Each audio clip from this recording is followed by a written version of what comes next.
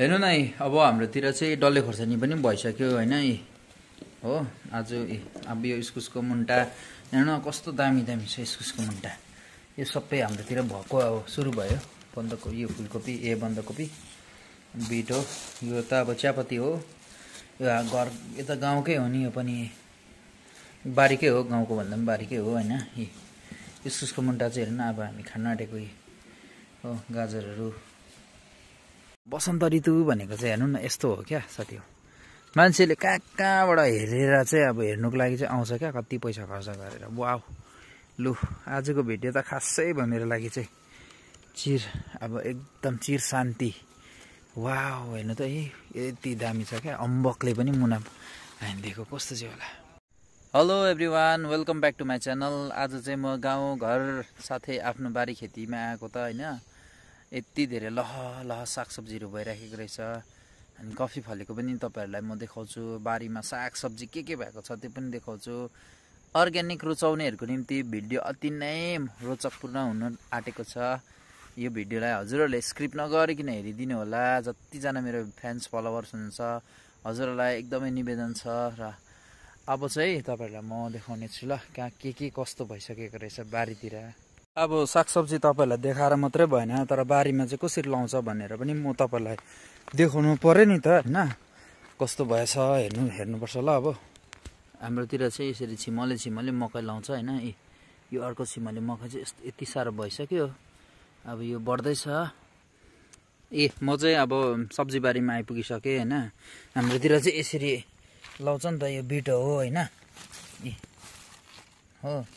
अब यत्रो भइसकिसकेको छ बिट हो। यो गाजर तपाईँहरूले आँखाले जहाँसम्म भ्याउनु सक्नुहुन्छ नि त्यहाँसम्म नै देख्न सकिन्छ।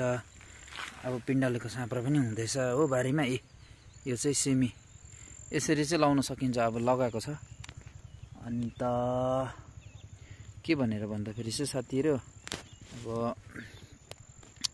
बस्तीमा उघार बस्तीको फेसिलिटीहरू चाहिँ यहीहरू। अब अर्ग्यानिक खानेकुराहरू चाहिँ खानु पाउँछ।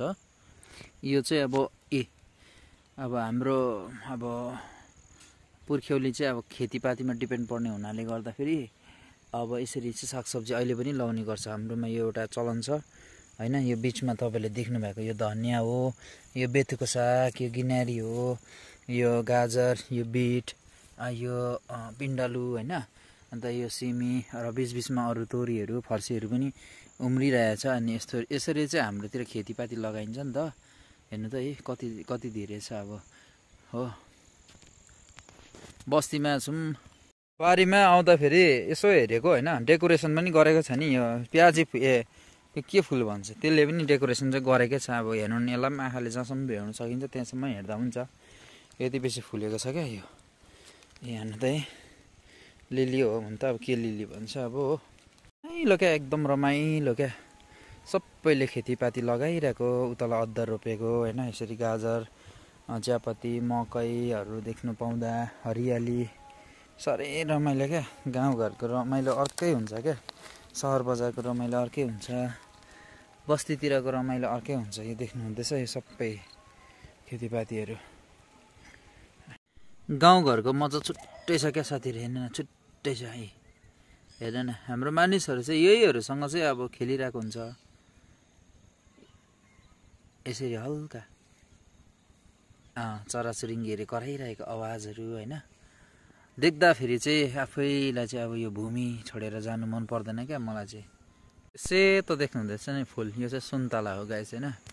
सुन्तला चाहिँ अब हाम्रोतिर यसरी कोपिला लागिसक्यो। कोपिला मतलब मसिनो दाना लागिसकेको छ, देख्दैन अब हल्का राम्रोसँगले हेऱ्यो भने मात्रै देख्छ अब होइन। अब हाम्रोतिर सुन्तला पनि अब यतिको भइसकिसकेको छ हो।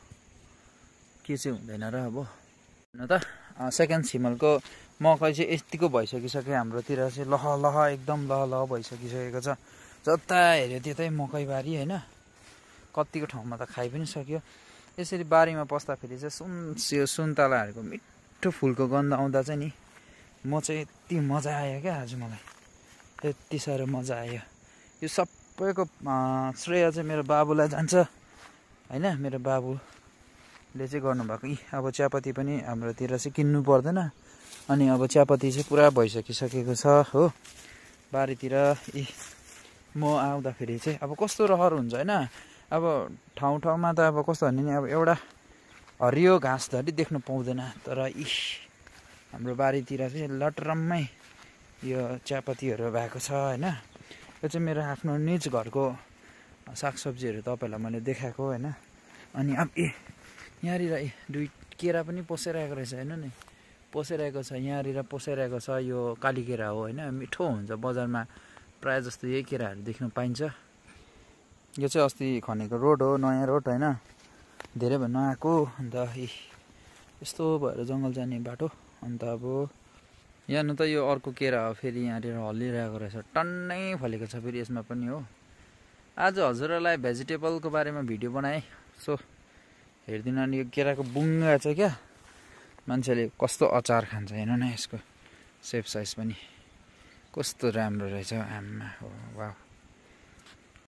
आजको भिडियो चाहिँ नि भाग्यमानीले निदा ठुलो हुनेले मात्रै देख्नु पाउँछ है। हेर्नु न ल, हेर्नु त आजको चाहिँ भ्युज चाहिँ पुरै चाहिन्छ मलाई। हेर्नु है, तपाईँहरूलाई अचम्मको कुरा देखाएको छ नि मैले चाहिँ। पुरै किराले पखेटा फिजाएको जस्तो, उड्नु आँटेको जस्तो। हेर्नु त है, आम्मा अर्ग्यानिक चिज हो यार, वाह। हेर्नु त है, यस्तो छ है आजको। यसको डल्लै भिडियो हेरिदिनु होला। कसलाई चाहिँ काउलो मनपर्छ साथी हो, काउलो भन्छ नि।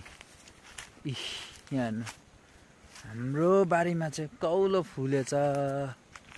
वाह, योपालि त जोडै फल्ने भयो काउलो यार।